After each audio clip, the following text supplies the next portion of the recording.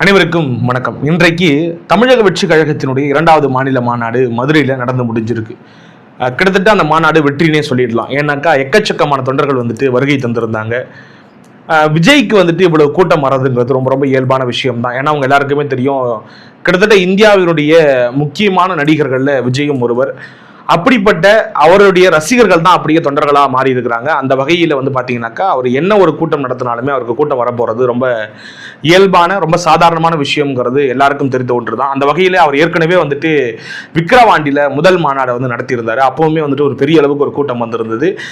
அப்போ சில விமர்சனங்களும் வைக்கப்பட்டது. அதாவது வட தமிழ்நாட்டில் ஒரு கூட்டத்தை கூட்டிட்டாப்புல, தென் தமிழகத்தில் அவருக்கு அந்த அளவுக்கு செல்வாக்கு இருக்கா, ஒரு பெரிய கூட்டத்தை கூட்ட முடியுமா அப்படிங்கிற மாதிரியான கேள்விலாம் எழுப்பினாங்க.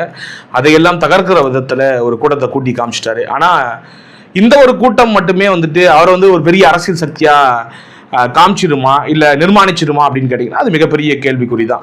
சரிங்க, கூட்டத்தெல்லாம் கூட்டிட்டாரு. பொதுவா அரசியல் கட்சிகள் எதுக்காக இந்த மாதிரியான மாநாடுகள் நடத்துவாங்கன்னாக்கா தங்களுடைய சக்தியை வெளிப்படுத்துறதுக்காக. நாங்கள் எவ்வளோ பெரிய மக்கள் சக்தி வச்சிருக்கோம் பாருங்க, நாங்கள் தேர்தலுக்கு தயாராகிட்டோம், ஒரு பர்செப்ஷன் உருவாக்குறது. அந்த பேட்டில் நாங்கள் இருக்கோங்க, நாங்கள் முன்னணியில் இருக்கிறோம், எங்ககிட்ட இவ்வளோ வாக்காளர்கள் இருக்கிறாங்க, நாங்கள் நிச்சயமா வெற்றி பெறுவோம் அப்படிங்கிறத ஊர்ஜிதப்படுத்துறதுக்காக தான் அந்த மாநாடுகள் பொதுவாக போடப்படும். அப்படி அந்த மாநாடுகள் போடப்படும் பொழுது சில நோக்கங்களோட போடப்படும், சில தீர்மானங்கள் நிறைவேற்றப்படும். குறிப்பாக ஆண்ட கட்சியாக இருக்கக்கூடிய அதிமுகவாக இருக்கட்டும், இப்போ ஆளக்கூடிய கட்சியாக இருக்கக்கூடிய திமுகவாக இருக்கட்டும், அவங்க பல்வேறு மாநாடுகளை இது வரைக்கும் நடத்திருக்காங்க. ஏன்னா கிட்டத்தட்ட ஒரு கட்சி 75 ஆண்டுகால கட்சி, இன்னொரு கட்சி 50 ஆண்டுகால கட்சி. இளைஞர் அணி மாநாடு நடத்துவாங்க, மகளிர் அணி மாநாடு நடத்துவாங்க, அப்படி நிறைய நடத்தியிருக்கிறாங்க பல்வேறு காலகட்டங்கள். அப்போ அந்த மாநாடுகளில் சில சிறப்பு தீர்மானங்கள் நிறைவேற்றப்பட்டு மத்திய மாநில அரசுகளுக்கு எதிராக நிறைவேற்றுவாங்க அப்படிங்கிறத நம்ம நிறைய இடங்கள்ல பார்த்துருக்குறோம். அப்போ அது போல ஒரு மாநாடு தான் இது அப்படிங்கிறத நம்ம பார்க்குறோம். ஆனால் என்னன்னாக்கா இப்போ அவங்கெல்லாம் ஒரு விட்டரன்ஸ் பாலிடிக்ஸ் பொறுத்த வரைக்கும் ஏடிஎம்கேவாக இருக்கட்டும் டிஎம்கேவாக இருக்கட்டும் எப்படி ஒரு அரசியல் அணுகணும், எப்படி ஒரு மாநாடு நடத்தணும் அப்படிங்கிறத ரொம்ப நேர்த்தியாக தெரிஞ்சு வச்சு செய்யக்கூடிய ஆட்களாக இருக்கிறாங்க. தாவேக்காவை பொறுத்த வரைக்கும் ஒரு கத்துக்குட்டின்னு தான் சொல்லி ஆகணும். ஏன்னா என்னதான் மக்கள் சக்தி ஒரு இளைஞர் பட்டாளம் அவர் பின்னாடி இருந்தாலும் கூட ஒரு மாநாடை எப்படி நடத்தணும், அங்க என்ன மாதிரியான தீர்மானங்கள் நிறைவேற்றணும், ஒரு மாநாடு எவ்வளவு நேரம் பிடிக்கணும், ஒரு அந்த கிட்டத்தட்ட அவ்வளவு மக்கள் கூடுறாங்கனாக்கா அந்த மக்கள் சக்தி வீணடிக்க கூடாது இல்லையா. எவ்வளவு நேரம் நம்ம பேச போறோம், நம்மளுடைய நிர்வாகிகள் என்ன பேச போறாங்க, நம்ம என்ன தீர்மானங்கள் நிறைவேற்ற போறோம் அப்படிங்கிறதுலாம் இருக்கு இல்லையா. அதையெல்லாம் நம்ம ஒப்பிட்டு பார்க்கும்பொழுது, குறிப்பா திராவிட கட்சிகளோட ஒப்பிட்டு பார்க்கிறப்ப அந்த மாநாட்டை கையாளக்கூடிய அந்த விதம் இருக்கு இல்லையா, அந்த நோக்கங்களை சரியா நிறைவேற்றுறாங்களா அப்படிங்கிறது ஒரு பெரிய சந்தேகத்தை ஏற்படுத்துது. அந்த அளவுக்கு சாட்டிஸ்ஃபேக்டரியா இல்லை அப்படிங்கிறத நம்ம பார்க்கிறோம். பல கட்சிகள் மாநாடு நடத்துறாங்க. குறிப்பா விசிகா எப்பொழுதுமே மாநாடு நடத்துற பொழுது பாத்தீங்கன்னாக்கா ஒரு இஷ்யூ பேஸ்டா தான் மாநாடையே போடுவாங்க. உதாரணத்துக்கு அமைப்பாய் திரள்வோம், மது ஒழிப்பு மாநாடு, வெல்லும் சரணாயகம் அப்படின்னு சொல்லிட்டு தேசிய அளவில் இருக்கக்கூடிய பிரச்சனையா இருக்கட்டும் இல்ல மாநில அளவில் இருக்கக்கூடிய பிரச்சனையா இருக்கட்டும் ஒரு நோக்கத்தோட அந்த மாநாட்டை நடத்தி முடிப்பாங்க. அந்த வகையில விஜய் ரொம்ப ஒரு டீப் ரூட்டடான ஒரு பாலிடிக்ஸ்குள்ள நிறைய விஷயங்களை கையாளுவாரு அப்படிங்கிறத நம்ம எதிர்பார்க்கிறோம். ஆனா இன்னைக்கு வரைக்கும் அவர் அதுக்குள்ள போல அப்படிங்கிறத நம்ம பார்க்கிறோம். பட்டவர்த்தனமா தெரியுது, அவருடைய பேச்சுக்கள் அதை தான் வெளிப்படுத்துது. சரிங்க, ஏற்கனவே விஜய் மேல சில குற்றச்சாட்டுகள்லாம் இருக்கு. என்ன குற்றச்சாட்டுனாக்கா இவர் அரசியலை மேம்போக்கா அணுகிறாரோ, ரொம்ப ஆழமா உள்ள போயிட்டு மக்களுடைய பிரச்சனைகளை விவாதிச்சு அதற்கான ரிசல்ட், அதாவது ஒரு தீர்வை சொல்ல மாற்றாரோ, ஒரு சொல்யூஷன் பேஸ்டு பாலிடிக்ஸ் முன்வைக்க மாற்றாரோ. அப்ப நம்ம மாற்றம்னு சொல்லி ஒருத்தவங்க வராங்க, திமுகவும் வேணாம் அதிமுகவும் வேணாம், நான் தான் மாற்று புதியது ஒரு அரசியலை படைக்க போறேன் அப்படின்னு சொல்லும் பொழுது அதற்கான தீர்வை சொல்லணும்ல. திமுக மீது ஒரு குற்றச்சாட்டு வைக்கிறோம், திமுக ஊழல் பண்றாங்க, அப்ப ஊழலுக்கு எதிரான என்னுடைய நிலைப்பாடு என்ன அப்படிங்கிறத நீங்க சொல்றீங்க, நான் ஊழல் செய்ய மாட்டேன்னு சொல்லிட்டு. அப்ப நீங்க ஊழல் செய்ய மாட்டேங்கிறது உங்களுடைய கருத்து, உங்களுடைய ஸ்டாண்டா இருக்குன்னா கூட அப்போ ஒட்டுமொத்த சிஸ்டத்துல இவ்வளவு ஊழல் புறையோடி போயிருக்கு, அப்ப அந்த சிஸ்டத்துல நான் ஊழலை எப்படி நீக்க போறேன் அப்படிங்கறத நம்ம பேசணுமா இல்லையா.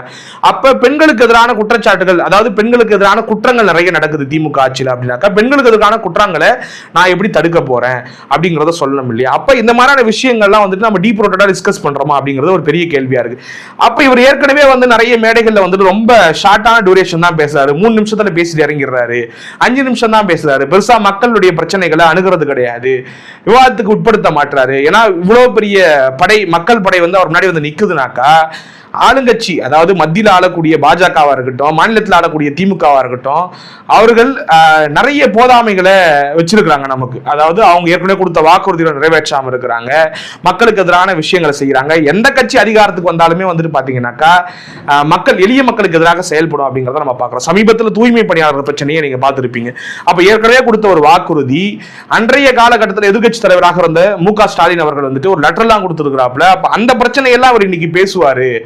குறிப்பா சாதிய ஆணவ படுகொலைகள் வந்துட்டு தென் தமிழகத்துல ரொம்ப அதிகமா நடைபெற்றுக்கிட்டு இருக்கு. அதாவது ஒரு ஆர்டிஐ போட்டிருக்கிறாங்க. குறிப்பிட்ட மாவட்டத்தில் பாத்தீங்கன்னாக்கா வன்கொடுமை தடுப்பு சட்டத்தின் கீழே வந்துட்டு பல்வேறு வழக்குகள் பதியப்பட்டிருக்கு. ஒரு ஆண்டுல மட்டும் கிட்டத்தட்ட 700-800 சொல்லப்படுது.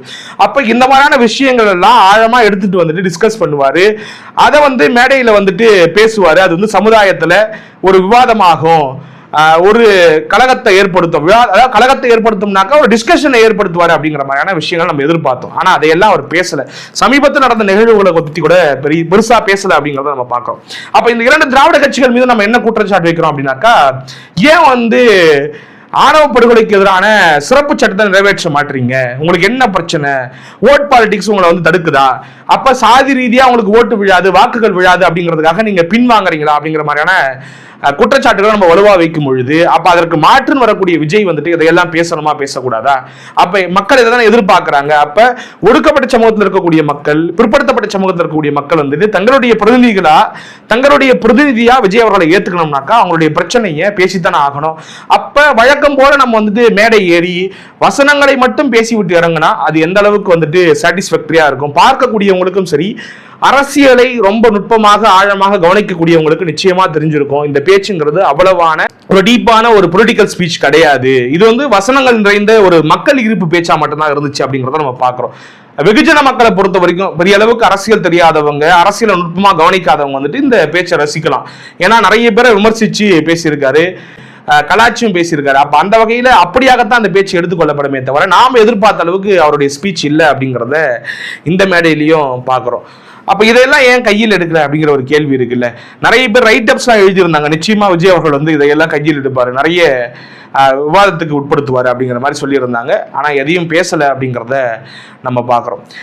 இதை கடந்து அவருடைய பேச்சு முழுக்க என்னவா இருந்துச்சுனாக்கா, நம்ம ஆட்சிக்கு வர போறோங்க, நிச்சயமா நம்மளை யாரும் தடுக்க முடியாது, நம்ம கிட்ட மக்கள் சக்தி இருக்கு, நம்ம ஆல்ரெடி எல்லாரும் வீட்டுக்குள்ளேயும் போயிட்டோம். பொதுவாக ஒருத்தவங்க அரசியல் கட்சி தொடங்குறாங்கனாக்கா அவங்களாம் கட்சி தொடங்கினதுக்கு அப்புறம் ஒவ்வொரு வீட்டு கதவா தட்டுவாங்க. நம்ம ஆல்ரெடி வீட்டுக்குள்ளதான் இருக்கோம், எல்லாரும் வீட்லயும் தான் இருக்கோம், அதனால நமக்கு வெற்றிங்கிறது சுலபம் தான், நம்ம எப்படியாவது போராடி ஜெயிச்சிடுவோம் அப்படிங்கிற மாதிரியான ஒரு விஷயத்த முன்வைக்கிறாரு. நான் என்ன சொல்றேன்னாக்கா, சினிமா அந்த பவர் அப்படிங்கிறது உள்ளபடியே ஒரு பெரிய விஷயம் தான். ஆனா வெறும் சினிமாவை மட்டும் வைத்து இங்க தமிழகத்துல சாதிச்சவங்க யாராவது இருக்காங்களா அப்படிங்கிறத நீங்க யோசிச்சு பார்க்கணும் இல்லையா?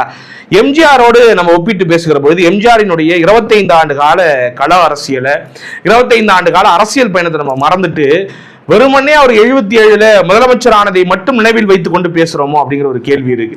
அப்ப இந்த பேச்சு முழுக்க எம்ஜிஆர் என்ன பண்ணாரு, எம்ஜிஆருடைய ஆட்சியை நான் கொடுப்பேன், அண்ணா அவர்கள் கட்சி தொடங்கினாரு, அண்ணா அவர்களுடைய ஆட்சியை நான் கொடுப்பேன் அப்படின்னு பேசுறமே தவிர, ஏன் அவங்க எல்லாம் அரசியல் இவ்வளவு பெரிய ஆளுமைகளால் மாறினாங்க, என்ன மக்கள் களப்பணி ஆச்சுனாங்க, அதற்கு பின்னணியில எத்தனை ஆண்டு கால போராட்டம் இருந்தது அப்படிங்கறதெல்லாம் நம்ம கருத்துல எடுத்துக்கிறோமா அப்படிங்கிறது பெரிய கேள்விக்குறியா இருக்கு.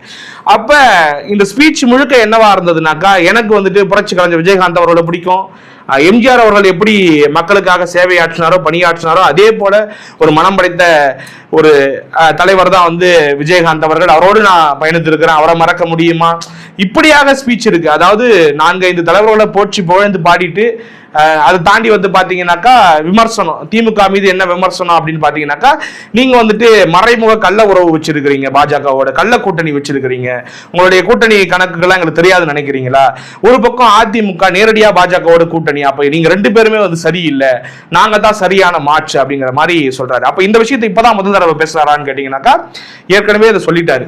அதிமுக பத்தி பெருசா முன்னாடி விமர்சனம் பண்ணாதவர் இந்த மேடையில பொறுத்த வரைக்கும் சில விஷயங்களை முன்னெடுத்து வச்சிருக்காரு.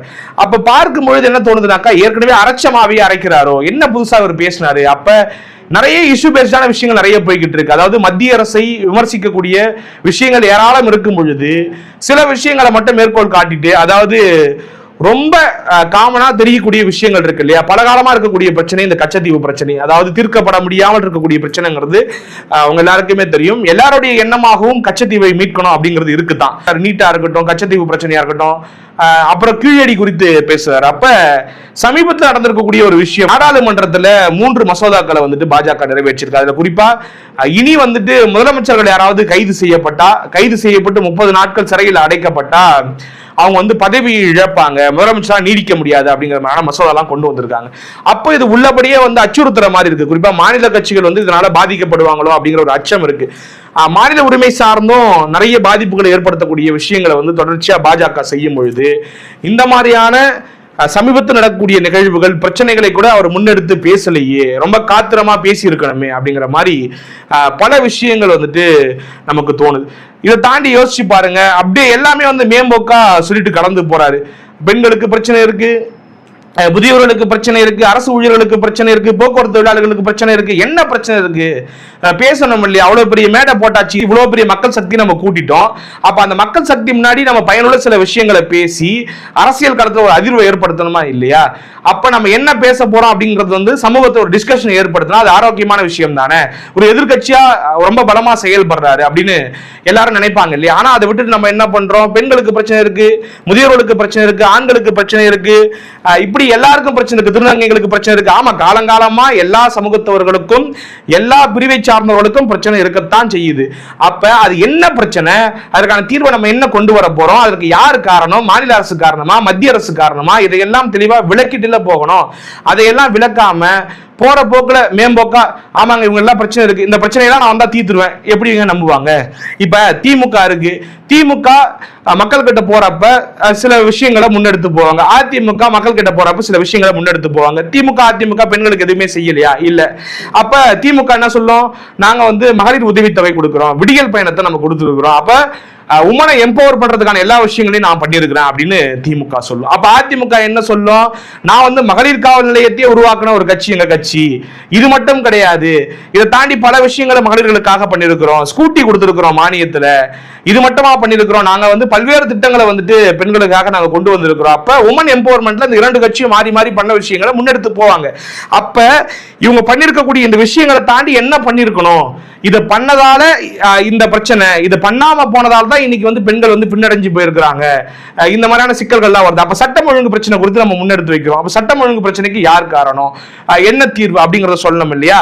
காத்திரமா சில விமர்சனங்களை வையுங்கன்னு நான் சொல்றேன். மேம்போக்கா பேசிட்டு போகாதீங்க. நீங்க பேசுன இஷ்யூ பேஸ்டா நீங்க என்ன பேசுறீங்க, இஷ்யூ பேஸ்டா பேசுனது ஒரு 3 நிமிஷம் கூட இருக்காது. நீங்க மேடையில பேசுனது கிட்டத்தட்ட ஒரு 3 நிமிஷம் 4 நிமிஷம் கூட மக்களுடைய பிரச்சனைகள் சார்ந்து பேசுனது எதுவும் இருக்காது. முழுக்க முழுக்க வசனங்கள் நிறைந்த ஒரு பேச்சா தான் இருந்ததா நான் பாக்குறேன். அதாவது அதிமுகவுக்கு யாருங்க ஓட்டு போடுவா, அதிமுக வந்துட்டு சரியான தலைமை கிட்ட இல்ல, மாட்டிக்கிட்டு முழிக்குது, அதனால அதிமுக தொண்டர்கள்லாம் விழிப்புதுங்கி போயிருக்கிறாங்க, எல்லாரும் எங்க பக்கம் வந்துட்டாங்கன்னு இது ஒரு கற்பனையா தான் நான் பாக்குறேன். அதாவது பொதுவாகவே வந்து அரசியல் களத்துல வந்து பாத்தீங்கன்னாக்கா வந்து அவ்வளவு சீக்கிரம் ஒரு 50 ஆண்டுகள் இந்த நிலத்துல வந்துட்டு பயணித்துக் கொண்டிருக்கக்கூடிய ஒரு கட்சி, ஒரு 32 ஆண்டுகள் இந்த தமிழகத்தையே அதிகமாக ஆண்ட ஒரு கட்சியில இருந்து எல்லாரும் வந்து தாவேக்காக வந்துருவாங்க, ஓட்டை மாத்தி போட்டுருவாங்க அப்படின்னு நினைக்கக்கூடிய அளவுக்கு விஜய் அவர்களை வந்துட்டு யாராவது மேனிபுலேட் பண்றாங்களான்னு எனக்கு சத்தியமா தெரியல. களம் என்ன சொல்லுது, களத்துல என்ன நடந்துகிட்டு இருக்கு அப்படிங்கறத அவர் உண்மையிலேயே உற்று நோக்குறாரா அப்படிங்கிறது ஒரு பெரிய கேள்விக்குறி. அப்ப எம்ஜிஆர் பேரை சொன்னா அதிமுக தொண்டர்கள் வாக்கு போட்டுருவாங்களா? அப்ப அதிமுக என்ன செய்திருக்கிறது அப்படிங்கறத பார்க்க மாட்டாங்களா? திமுக என்ன செய்திருக்கிறது அப்படிங்கறத பார்க்க மாட்டாங்களா? அண்ணாவினுடைய பெயரை சொல்லிட்டா அப்படியே ஓட்டு போட்டுருவாங்களா? இப்ப அண்ணா எதற்காக கட்சி தொடங்கினார், அண்ணாவினுடைய கொள்கை என்ன, பெரியாருடைய கொள்கை என்ன, அண்ணா எதற்காக கட்சி தொடங்கினார்னாக்கா பல்வேறு காரணங்களுக்காக தொடங்கினார். அதுல முக்கியமான காரணம் அப்லிஃப்ட்மென்ட் ஆஃப் டவுன் ட்ராடன் பீப்புள்.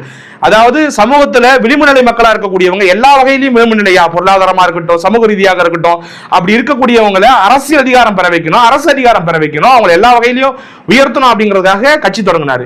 அப்ப அந்த விஷயத்துல இருந்து இந்த 2 கட்சி விலகி போயிருக்கா? ஆமா விலகி போயிருக்கு, பல்வேறு இடங்கள்ல விலகி போயிருக்கு. அப்ப அதையெல்லாம் நீங்க வந்துட்டு கவனம் எடுத்து அரசியலா உற்று நோக்கி அதையெல்லாம் மேடையில பேசியிருக்கணும். அவ்வளவு பேரை கூட்டம் கூட்டிட்டு ஒரு 35 நிமிஷம் பேசிட்டு போறீங்க. அந்த 35 நிமிஷமா வசனமா இருக்கு, நாங்க லைன் இஸ் ஆல்வேஸ் லைன் என்றீங்க, நான் வரேன், உங்க அண்ணன் வரேன், இந்த வசனங்களை கேட்கறதுக்காக அங்க ஒரு நீங்க முதல்ல வந்துட்டு ஆல்ரெடி வந்துட்டு அந்த கூட்டம் வந்துட்டு ரசிகர்கள் கூட்டமா இருக்கிறாங்க. அரசியல் படுத்துறதுக்கான முயற்சியை எடுங்க. அப்ப நீங்க என்ன டிஸ்கஸ் பண்ணணும் அப்படிங்கறத நீங்க வந்து ஆடியோ லான்ச்ல பேசுற மாதிரியான ஒரு விஷயத்தை இங்க கொண்டு வந்தீங்கன்னாக்கா உங்களுடைய நோக்கமே கெட்டு போயிடும் அப்படிங்கறதான் என்னுடைய வாதமா இருக்கு. அப்ப நீங்க மேடை ஏறுகிற பொழுது நம்ம என்னத்தெல்லாம் கொண்டு வரணும், என்னத்தெல்லாம் பேசணும். அப்ப இந்த இரண்டு திராவிட கட்சிகளும் பெரியாரிய கொள்கையிலிருந்து அண்ணாவினுடைய கொள்கையிலிருந்து விலகிட்டாங்க. எளிய மக்கள் கிட்ட அதிகாரம் போய்கிட்டு இருந்தது, அதையெல்லாம் விட்டுட்டு இன்னைக்கு வந்துட்டு பல பேர் வந்து அதிகாரத்தை தொக்கி அதே ஆட்களே திரும்ப திரும்ப வராங்க. ஒரு குடும்பத்துக்கிட்ட அகப்பட்டு கிடக்கு. பல மாவட்டங்கள்ல வந்து குறுநில மன்னர்கள் இருக்காங்க, மன்னர்கள் இருக்கிறாங்க. திமுக அதிமுக பிளாஸை டைரக்டா தெரிஞ்சுக்கிட்டு பேசுனீங்கன்னாக்கா அது வந்து எடுபடும். அதை விட்டுட்டு போற போக்குல வந்துட்டு திமுக அதிமுக சரியில்லை, யாருக்குமே நல்லது நடக்கலாம் யாரும் நம்புவாங்களா? ஏன்னா இந்தியாவில் இன்னைக்கு வந்துட்டு நமக்கு 1000 பிரச்சனைகள் இருக்கு, நிர்வாக ரீதியான சிக்கல்கள் இருக்கு அப்படின்னா கூட கல்வியா இருக்கட்டும், சுகாதாரமா இருக்கட்டும், எல்லாவற்றிலையும் முன்னணி மாநிலமா இருக்கிறதுக்கு காரணம் இந்த இரண்டு திராவிட கட்சிகள் தான். இன்னைக்கு வந்து ஜிஇஆர் கிராஸ் என்ரோல்மெண்ட் ரேஷியோல சில ஆண்டுகள் 20-30 ஆண்டுகள் தொலைநோக்கு பார்வையில் இந்தியா வைத்திருக்கக்கூடிய ஒரு இலக்கை ஆல்ரெடி எட்டி முடிச்சாச்சு. இங்க தமிழ்நாட்டில் 52% வந்தாச்சு ஜிஇஆர்ல. அப்ப இந்த மாதிரி பல்வேறு விஷயங்கள்ல முன்னேற்றம் கண்டிருக்கக்கூடிய தமிழ்நாடு, அதுக்கு இந்த இரண்டு திராவிட கட்சிகள் ஆட்சி செஞ்சதுதான் காரணம்ங்கிறது நம்ம எல்லாருக்கும் தெரியும். அப்ப நீங்க கேட்கலாம், இப்படியே சொல்லிக்கிட்டு இருக்க போறோமா இந்தியாவில் வந்து தமிழ்நாடு தான் முன்னணி மாநிலமா இருக்குன்னு? அப்ப தெரியுது இல்ல, அப்ப தமிழ்நாடு எந்த வகையெல்லாம் உயர்த்தலாம் அதற்கான செயல் திட்டம் நான் வச்சிருக்கிறேன். வாங்க, இந்த மாதிரியான சிக்கல்லாம் இருக்குங்க தமிழகத்துல. இந்த மாதிரி வந்துட்டு மாநில உரிமையை வந்து விட்டு கொடுக்குறாங்க, எதுக்கும் சரியா குரல் கொடுக்க மாட்டாங்க. இதுக்கெல்லாம் நான் வந்து திறமா, அதாவது சிரமேற்று நான் போராடுவேன், எல்லாத்துக்கும் நான் வந்துட்டு முன்னாடி நிற்பேன் அப்படிங்கிறத நீங்க சொல்லணும். ஆனா அதை விட்டுட்டு என்ன சொல்றீங்க, கதை சொல்றீங்க. கதை சொல்லிட்டு சிங்கம் வந்து தேவையான நேரத்துல மட்டும்தான் வரும். தேவையான நேரத்துக்கு வர்றதுக்கு இது ஒன்றும் ஏதோ ஒரு படமோ இல்லை வேற ஏதோ கிடையாதுங்க. இது மக்களோட நம்ம சேர்ந்து பயணிக்கிற ஒரு வேலை. மக்களோட அன்றாடம் பழகணும், அன்றாடம் பேசணும், அன்றாடம் அவங்க குறித்த சிந்தனை நமக்கு இருந்துகிட்டே இருக்கணும். அப்பதான் அரசியலே பண்ண முடியும். அரசியல்ல எந்நேரமும் களத்து இருந்துகிட்டே இருக்கணும். அதனால தாங்க 70 வயசுல இன்னைக்கு இருக்கக்கூடிய முதலமைச்சராக இருக்கட்டும், எதிர்கட்சி தலைவராக இருக்கட்டும், ஏதோ ஒரு கூட்டத்துக்கு போய்கிட்டே இருக்காங்க, தினசரி போய்கிட்டே இருக்காங்க, தினசரி பிரச்சனைகள் குறித்து பேசிக்கிட்டே இருக்காங்க, விமர்சனங்களை மாத்தி மாத்தி வச்சுக்கிறாங்க. அவங்க ரெண்டு கட்சியும் விமர்சனத்தை மாத்தி மாத்தி வச்சுக்கிறது அவங்களுக்கு அரசியல் லாபம் தான். ஆனா அதை தாண்டி வந்து மக்கள்கிட்ட அந்த உரையாடலை என்னைக்காவது நிறுத்தி இருக்கிறாங்களா? ஆனா நம்ம என்ன பண்றோம்னாக்கா, நான் இப்ப மட்டும்தான் வருவேன், இதுக்கப்புறம் நான் வெளில வர மாட்டேன் அப்படின்னு சொல்றதுலாம் ரொம்ப அபத்தமா இருக்கு. அதுக்கடுத்து நீங்க ஒரு எதிரியை வந்து பிக்ஸ் பண்றீங்க, பிக்ஸ் பண்ணிட்டு இவங்க தான் எனக்கு வந்துட்டு நேரடி எதிரி அப்படின்னு சொல்றீங்கன்னாக்கா, நீங்க களத்துக்கு வந்துட்டு அந்த களத்துல எதிர்க்கணுமே தவிர உங்களுடைய கிரேஸ் மட்டுமே உங்களை வந்துட்டு நீங்க நினைக்கக்கூடிய அந்த இலக்கு கொண்டு போய் விட்டுரும். உங்களை வந்துட்டு அந்த பெரிய கடலை, அதாவது அரசியல் என்கிற சமுத்திரத்தை கடக்கிறதுக்கு உங்களுடைய ஈர்ப்பு, அதாவது உங்கள் மீது மக்களுக்கு இருக்கக்கூடிய ஈர்ப்பு மட்டுமே உதவும் நம்புறது. நீங்க சொல்லிட்டீங்க 234 தொகுதியிலையும் விஜய் தான் வெற்றி, அதாவது வேட்பாளர், வெற்றி வேட்பாளர், அதனால விஜய்க்கு வந்துட்டு ஓட்டு போட்டுருங்க அப்படிங்கிற மாதிரி குறிப்பிட்டிருக்கீங்க. நான் என்ன சொல்றேன்னாக்கா, எம்ஜிஆரே 234 தொகுதியில் நின்னா கூட ஜெயிக்க முடியாது, கலைஞரே 234 தொகுதியில் நின்னா கூட ஜெயிக்க முடியாது. ஏன் சொல்றேன்னாக்கா, எம்ஜிஆரா இருக்கட்டும், ஜெயலலிதாவா இருக்கட்டும், இல்ல கலைஞரா இருக்கட்டும், இல்ல பேரறிஞர் பெருந்தகை அண்ணாவா இருக்கட்டும், இவங்க எல்லாருமே வந்துட்டு தலைவர்கள். அவங்களால ஒரு 50% 60% தான் வந்து ஓட்ஸை புல் பண்ணி கொண்டு வர முடியும். மீதம் இருக்கக்கூடிய 40% அந்த வெற்றி கோட்டை தொடுவதற்கான வாய்ப்பையும் முகாந்திரத்தையும் ஏற்படுத்தக்கூடிய வல்லமைங்கிறது அந்தந்த மாவட்டத்தில் இருக்கக்கூடிய தளபதிகளுக்கு தான் இருக்கும். அப்படிப்பட்ட தளபதிகள் உங்க கட்சியில் இருக்காங்களா? அதற்கான முன்னெடுப்புகளை நீங்க எடுத்திருக்கீங்களா அப்படிங்கிறது ஒரு பெரிய கேள்விக்குறி. அப்ப அரசியலாவுமே உங்களுக்கு பல சிக்கல்கள் இருக்கு, கருத்தியலாவும் பல சிக்கல்கள் இருக்கு, கல அரசியல்லையுமே வந்துட்டு நிறைய முன்னேற்றங்களை காண வேண்டிய கட்டாயம் இருக்கு. அப்ப நீங்க ஒரு உதாரணத்துக்கு ஒரு மாவட்டத்தை எடுத்துக்கிட்டீங்கன்னாக்கா, திமுக ஒரு தளபதி இருப்பாரு, அதிமுக ஒரு தளபதி இருப்பாரு. அப்ப அவங்க ரெண்டு பேரும் சேர்ந்து மைக்ரோ பாலிடிக்ஸ் ரொம்ப நுட்பமா பண்ணுவாங்க. எப்படி வந்துட்டு ஒரு வாக்கை கொண்டு போய் பூத்துல சேர்க்கறது, அந்த வாக்கை எப்படி ரெட்டலைனுடைய வாக்கா மாத்துறது, அந்த வாக்கை எப்படி காலங்காலமா இருக்கக்கூடிய உதயசீலன் சின்னத்துக்கு மாத்துறது அப்படிங்கிறது அவங்களுக்கு தெரியும். நீங்க ஒரு தளபதி மட்டும் வெற்றியை பெற்று முடியும், சாத்தியப்படுத்த முடியும் நினைச்சீங்கன்னாக்கா அது வந்துட்டு பாசிபிள் இல்லாத ஒரு விஷயம் அப்படிங்கிறது என்னுடைய பார்வை. நான் இத்தனை ஆண்டு காலம் அரசியலை உற்று நோக்கியதன் அடிப்படையில் நான் சொல்றேன், ஒரு தளபதியால எதுவும் பண்ண முடியாதுங்க. ஆக பெரும் ஆளுமைகளையே பல தளபதிகளை நம்பிதான் இருந்தாங்க. என்னதான் ஜெயலலிதா வந்துட்டு பெரிய பவர்ஃபுல்லான போர்ஸா இருந்தாலும், கலைஞர் அவர்கள் வந்துட்டு ஆகப்பெரிய ஆளுமையா இருந்தாலும் கூட அவங்களுடைய தளபதிகள் தான் வெற்றி பெற செஞ்சிருக்கிறாங்க, ஒரு கட்சியை ஆட்சி கட்டில் அமர்த்தி இருக்கிறாங்க. அவங்க செய்யக்கூடிய மைக்ரோ பாலிடிக்ஸ் தான் பெரிய மாற்றத்தை கொண்டு வந்திருக்கு அப்படிங்கிறத நம்ம பார்க்கிறோம். அந்த வகையில நீங்க அரசியல் களத்துக்கு வந்திருக்கீங்கன்னாக்கா, கருத்தியலாகவும் கள அரசியலாகவும் நிறைய மேம்பட வேண்டியது இருக்கு அப்படிங்கிறத நான் பார்க்கிறேன். இனி வரக்கூடிய மேடைகள்லையும் உங்களுடைய பேச்சுக்கள் வந்து முதிர்ச்சியா இருக்கணும், நிறைய இஷ்யூ பேஸ்டா இருக்கணும், நிறைய விவாதங்களை அது வந்து சமூகத்தில் உட்படுத்தணும் அப்படிங்கிறத நான் ஆசைப்படுறேன். இதை தாண்டி நீங்க வந்து எனக்கு பெருசா எடுத்து பேசுறதுக்கு எதுவும் தோணலை. ஏன்னா ஃபுல்லாவே வந்துட்டு நிறைய வசனமாவே இருந்த மாதிரி இருந்தது. விஜயகாந்த் ஒரு பக்கம் புகழ்ந்து பேசுறது, இன்னும் வேறு சில பேரை வந்து புகழ்ந்து பேசுறது, விமர்சனம் வைக்கிறது, அப்படியா மட்டுமே இருந்தா நான் பாக்குறேன். விமர்சனங்களை இன்னும் ஆழமா வச்சிருக்கணும். விமர்சனம் வைக்கிறதுக்காக தான் கட்சி தொடங்கி இருக்கோம். திமுக வீழ்த்துறதுக்காக தான் கட்சி தொடங்கி இருக்கோம். அதிமுகவை காணாமல் போக செய்யறதுக்காக தான் கட்சி தொடங்கி இருக்கோம்னாக்கா அதற்கான முன்னெடுப்புங்கிறது விவேகமாகவும் வீரியமாகவும் இருக்க வேண்டும். வெறும் சத்தமாக மட்டும், வெறும் வசனங்களாக மட்டும் இருந்ததுனாக்கா அது எடுபடாதுங்கிறது என்னுடைய கருத்தா இருக்கு. இதுதான் இன்னைக்கு நான் ஸ்பீச்ல பார்த்து என்னுடைய கண்ணோட்டம். மற்றபடி உங்களுக்கு ஒரு அடிப்படை ஆதரவு இருக்குங்கிறத நானுமே உணர்றேன். ஆனா அந்த அடிப்படை ஆதரவை பெரும் ஆதரவா திரட்டுறதுக்கான ஒரு முயற்சியும் வேலைப்பாடும் உங்ககிட்ட இல்லை அப்படிங்கிறத பாக்குறேன். நீங்க வந்து இன்னும் நிறைய களத்துக்கு வெளியில வந்தா மட்டும்தான், மக்களோட உரையாடினா மட்டும்தான் மக்கள் வந்து உங்களுக்கு வாக்கு செலுத்துவாங்க. ரொம்ப குறைவா மதிப்பிச்ச வேண்டாம் மக்களை. ஒரு நடிகர் புதுசா வராரு, அவருடைய கிரேஸ், அவர் ஏதாவது நல்லது செய்வார் அப்படின்னு நினைக்கக்கூடிய ஆட்கள் இருக்கத்தான் செய்வாங்க. ஆனா இங்க நிறைய பேர் அரசியல் பட்டு அரசியல் அறிவோடு இங்க தமிழகத்தை பல நேரங்களில் தமிழகத்தோட ரிசல்ட் வந்து நிறைய ஆச்சரியங்களை கொடுத்துருக்கு. அதனால நீங்க ரொம்ப இலகுவா எடுத்துக்க வேண்டாம் அரசியல் அப்படிங்கறதான் என்னுடைய பார்வையா இருக்கு. ஒரு தளபதியாக ஜெயிக்க முடியாது, நீங்கள் பல தளபதிகளை உருவாக்கணும், அதற்கு சில காலங்கள் எடுக்கும் அப்படிங்கிறத நான் நம்புறேன். இதுதான் இன்னைக்கு நான் வந்துட்டு தாவேகா மாநாட்டில் விஜயனுடைய ஸ்பீச்சை பார்த்து புரிஞ்சுக்கிட்டது. டீகோட் பண்ணணும்னு நினைச்சேன், டீகோட் பண்ணிட்டேன். மீண்டும் ஒரு நல்ல காணொலியில உங்களை சந்திக்கும் வரை விடைபெறுகிறேன்.